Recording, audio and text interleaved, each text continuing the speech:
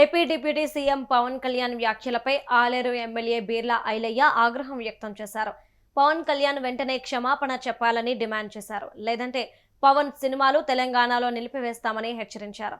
అలాగే డీసీసీ పదవి విషయంలో తనకు ఎలాంటి అసంతృప్తి లేదని క్లారిటీ ఇచ్చారు. ప్రస్తుతం తనకు కేబినెట్ ర్యాంక్ ఉందన్నారు. తెలంగాణలో ప్రజాపాలన నడుస్తోందని అంటున్న బీర్లా ఐలయ్యతో మా bureau chief Shekar face to face. ప్రస్తుతం ప్రభుత్వ విప్ ఆలేరు ఎమ్మెల్యే నూతన యాదాద్రి భువనగిరి జిల్లా నూతన డీసీసీ బీర్లా ఐలయ్యతో ప్రస్తుతం మనం ఉన్నాము. తన మాటల్లో తెలుసుకుందాం.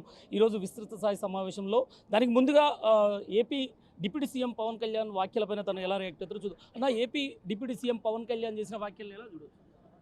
ఆంధ్రప్రదేశ్ డిప్యూటీ సీఎంగా ఉన్నటువంటి గౌరవ పెద్దలు డిప్యూటీ సీఎం గారు పవన్ కళ్యాణ్ మాటలు చాలా తీవ్రంగా ఖండిస్తున్నాం. ఒక డిప్యూటీ సీఎం హోదాలో మాట్లాడే మాటలు కాదు, ఇంకా కూడా చిలిపి చేష్టలతోటి ఆయన ఒక ఉప ముఖ్యమంత్రి అనుకోకుండా ఆ రకంగా తెలంగాణ ప్రజలను అగౌరవపరిచే విధంగా మాట్లాడాన్ని తీవ్రంగా ఖండిస్తూ, మీరు ఎంబడే తెలంగాణ ప్రజలకు క్షమాపణ చెప్పాలి, మీరు మాట్లాడిన మాటలను ఉపసంహరించుకోవాలి.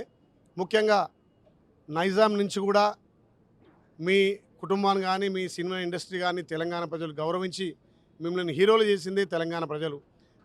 మీరు ఆర్థికంగా బలపడడానికి, మీ కుటుంబాలు బలపడడానికి ఇవాళ తెలంగాణ ప్రజలు నైజాం నుంచి మిమ్మల్ని అందరూ ఆదరించడం కాబట్టే మీ సినీ ఇండస్ట్రీ తెలంగాణ ప్రజల వల్ల బాగుపడ్డది. ఇవాళ తల్లి సోనియమ్మ దయ వల్ల మా తెలంగాణ మాకు వచ్చింది. గత 40-50 సంవత్సరాలుగా మా హైదరాబాద్ తోటి కూలిన తెలంగాణ సొత్తునంతా ఆంధ్రాకు తరలించకపోతున్నారు. నీళ్లు, నిధులు, నియామకాలు ఆంధ్రాకు తరలి వెళ్తున్నాయని చెప్పి ఎన్నో పోరాటాలు చేసి, ఎన్నో దీక్షలు చేసి, ఎంతోమంది విద్యార్థుల బలిదానం చేసుకున్న తర్వాత మేం తెచ్చుకున్న తెలంగాణలో ఇవాళ మమ్మల్ని అగౌరవపరిచే విధంగా ఇవాళ పవన్ కళ్యాణ్ మాట్లాడడం దారుణం. తప్పకుండా ఎంబడే ఆయన మాట్లాడిన మాటలను ఉపసంహరించుకొని తెలంగాణ ప్రజలకు క్షమాపణ చెప్పాలి. లేదంటే మీకు సంబంధించిన సినిమాలు ఇలా హైదరాబాద్లో కానీ ఈ ప్రాంతంలో ఆడకుండా తెలంగాణ ప్రజలు అడ్డుకుంటారు. ముఖ్యంగా తెలంగాణలో సహనానికి మారుపేరు, ఓపికకు మారుపేరు, మంచితనానికి మారిపోయినటువంటి తెలంగాణ యువకులను మీరు పరీక్షించొద్దు. తక్షణమే పవన్ కళ్యాణ్ గారు మీరు చేసిన వ్యాఖ్యలను ఉపసంహరించుకొని తెలంగాణ ప్రజలకు క్షమాపణ చెప్పాలని కోరుకుంటున్నాం. ఇంతకుముందే టీఆర్ఎస్ నేతలు మాట్లాడుతూ హిల్ టు పాలసీ ఏదైతే భూ కుంభకోణం మ్యాటర్ని డైవర్ట్ చేయడానికే కాంగ్రెస్ నేతలు పవన్ కళ్యాణ్ పైన ఈరోజు విమర్శలు చేస్తుంది. ఈరోజు సడన్గా మంత్రులు, ఎమ్మెల్యేలు దానిపైన స్పందిస్తున్నారని కేటీఆర్ అంటున్న పరిస్థితి. తెలంగాణ ప్రజలు ఆత్మగౌరవం కోసం బతారు. తెలంగాణ తెచ్చుకుంది కూడా మా ఆత్మగౌరవం, మాకు సంబంధించినటువంటి నిధులు నియామకాలని. మరి ఇవాళ ఆ రోజు పవన్ కళ్యాణ్ ఎంత వ్యతిరేకించిండో ఇవాళ పవన్ కళ్యాణ్ మీద ఎందుకు ప్రేమ ఉందో కేటీఆర్కి అర్థమవుతలేదు. కేటీఆర్ బచ్చ రాజకీయాలు, తండ్రి చాటు పిల్లగాడు కాబట్టి ఎన్నడూ ఉద్యమాలు తెలివై తెలంగాణ ప్రజల ఆత్మగౌరవం తెలియదు కాబట్టి ఆ రకంగా మాట్లాడడం నిజంగా సిగ్గుచేటు. ఇవాళ గ్రామాలలో సర్పంచ్ ఎలక్షన్ జరుగుతున్నాయి, నామినేషన్ల పరివే ఉంది. ఏ గ్రామంలో పోయినా ఒక్క టీఆర్ఎస్ వాడు నామినేషన్ ఇస్తలేరు. కాంగ్రెసే పోటీ పడుతుంది. ఇంకెక్కడుంది తెలంగాణలో బీఆర్ఎస్ పార్టీ? ఎప్పుడైతే మీరు తెలంగాణలో టీఆర్ఎస్ పార్టీ కాస్త బీఆర్ఎస్ పెట్టిరో తెలంగాణ ప్రజల నుంచి మీ పార్టీ పేగుబంధం తెంచుకుంది. ఇప్పటికైనా కేటీఆర్ ఒళ్ళు దగ్గర పెట్టుకొని మాట్లాడాలి. మేము రాజకీయాలు చేసేటప్పుడే రాజకీయాలు చేస్తాం. మా గౌరవ ముఖ్యమంత్రి కక్ష సాధింపులు కానీ ఈ చిల్లర రాజకీయాలు రావు మా ముఖ్యమంత్రి గారికి. ఇలా తెలంగాణను మీరు 10 ఏళ్ళుగా దాచుకొని ఇలా వెనుకబడేసిరు. మా ముఖ్యమంత్రి ఏ రకంగా దేశాల నుంచి నిధులు తేవాలి, విదేశాల నుంచి పెట్టుబడులు తెచ్చి ఇలా తెలంగాణ రాష్ట్రాన్ని అన్ని విధాల సంక్షేమం, అభివృద్ధి రెండుగా చూసుకుంటూ పోతుంటే ఈ రకంగా చిల్లర మాటలు, భూ కుంభకోణాలని, భూదందాలని అనడానికి కేటీఆర్ నోరెట్లు వస్తుంది. మీ ప్రభుత్వంలో కుంభకోణాలు, మీ ప్రభుత్వంలో దోపిడీ, మీ ప్రభుత్వంలో కాళేశ్వరం, మీ ప్రభుత్వంలో లిక్కర్ స్కాము ఎన్నో జరిగినాయి కదా. ఈ కార్ రేస్ ఎదుర్కొంటున్నావు. ఈ రకంగా మాట్లాడడం సరికాదు. ఇప్పటికైనా మీ అయ్యను ప్రతిపక్ష హోదా నిర్వహించమను, లేకపోతే మీ నాయనకు శాత కాకపోతే నువ్వన్న తీసుకో, లేకపోతే ప్రతిపక్ష హోదన్న మా బీసీల బిడ్డలకి.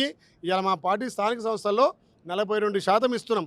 మా యాదాద్రి భువనగిరి జిల్లాలో నేను జిల్లా అధ్యక్షునిగా 50% మా బీసీ బిడ్డలకు ఇలా సర్పంచ్లో స్థానం కల్పించినాం. మరి అక్కడ చూపించను కానీ ఎప్పుడు నేను రాజకీయాల్లో ఉండాలి, చిల్లర మల్ల రాజకీయాలు చేసి హీరోని కావాలనుకుంటున్నాం. మీకు తెలంగాణ ప్రజలే బుద్ధి చెప్పి ఇంట్లో కూర్చోబెట్టరు. మీ దుకాణం బంద్ అయింది. ఈ స్థానిక సంస్థతో ఇంకా కూడా మీ ఉన్న దుకాణానికి మూసుకోవాలి.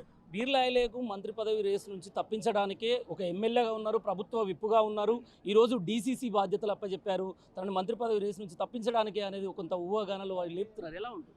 ఆల్రెడీ విప్ అంటే క్యాబినెట్ ర్యాంకే, కానీ మంత్రి పదవి కంటే ఏ పదవికైనా కాంగ్రెస్ పార్టీలో అధ్యక్ష పదవి అంటే అది అత్యున్నత స్థానం. నిజంగా నాకు మంత్రి కంటే కూడా జిల్లా అధ్యక్షుడు అంటే చాలా సంతోషపడ్డా. ఇలా జిల్లాలో అందరి సమన్వయం చేసి మా ప్రాంతంలో కాంగ్రెస్ పార్టీ విస్తృతంగా ఇంకా కూడా ఉధృతంగా చేసి భవిష్యత్తు అంటే 2028, 29లో జరిగే పార్లమెంట్ ఎలక్షన్లో ఇక్కడ తెలంగాణలో అన్ని ఎంపీలను గెలిపించి మా భావి ప్రధాని రాహుల్ గాంధీ గారిని ప్రధాని చేయాలనే లక్ష్యంతో మేము ముందుకు పోతాం. ఏ పదవి ఇచ్చినని ముఖ్యం కాదు, మంత్రి ముఖ్యం కాదు. కాంగ్రెస్ పార్టీ అధ్యక్ష పదవి అంటే అది అత్యున్నత స్థానం కాబట్టి మంత్రి పదవి కంటే జిల్లా అధ్యక్షత పదవే చాలా సంతోషాన్ని ఇచ్చింది. తప్పకుండా భవిష్యత్తులో కాంగ్రెస్ పార్టీ ఏ రకంగా నిర్ణయం తీసుకొని ఏ బాధ్యత ఇచ్చినా నేను ఒక కాంగ్రెస్ కార్యకర్తగా పనిచేయడానికి ముందుకు పోతా. పార్టీలలో సమన్వయంతో తెలంగాణలో మళ్ళొకసారి కాంగ్రెస్ పార్టీ అధికారం రావడానికి మా భావి ప్రధాని రాహుల్ గాంధీ గారు ప్రధాని చేసే వరకు మేము పనిచేస్తుంటామని తెలియజేస్తున్నాం. గ్రామ పంచాయతీ సర్పంచ్లను బెదిరిస్తున్నారని, నామినేషన్లు రిటర్న్ చేసుకోవాలని కాంగ్రెస్ నేతలు బెదిరింపు ధోరణికి పాల్పడుతున్నారు. నామినేషన్ వేసే ఇతర పార్టీల వాళ్ళని అనేది ఒక కాంగ్రెస్ వాళ్ళు బెదిరింపు ధోరణికి అని అంటున్నారు. ఎలా గౌరవ ముఖ్యమంత్రి రేవంత్ రెడ్డి గారు ప్రజాపాలన చూసినాక టీఆర్ఎస్ వాళ్ళు లేరు, బీజేపీ వాళ్ళు లేరు, ఏ ఉన్నా కాంగ్రెసే. ఏ గ్రామంలో చూడండి, మాలేరు చూడండి, కాంగ్రెస్లో 3-4 పోటీ పడుతున్నారు. వాళ్ళని సంలాయించలేక మేమే తల పట్టుకుంటున్నాం. కాంగ్రెస్ పోటీ తప్ప ఎక్కడ బీఆర్ఎస్ నామినేషన్ లేవు, బీజేపీ నామినేషన్ లేవు. ప్రజాపాలన ఇంకేముంది? ప్రజలందరూ కూడా గౌరవ ముఖ్యమంత్రి నాయకత్వాన్ని, రేవంత్ రెడ్డి గారి నాయకత్వం కోరుకొని ప్రజాపాలన జరుగుతుంది.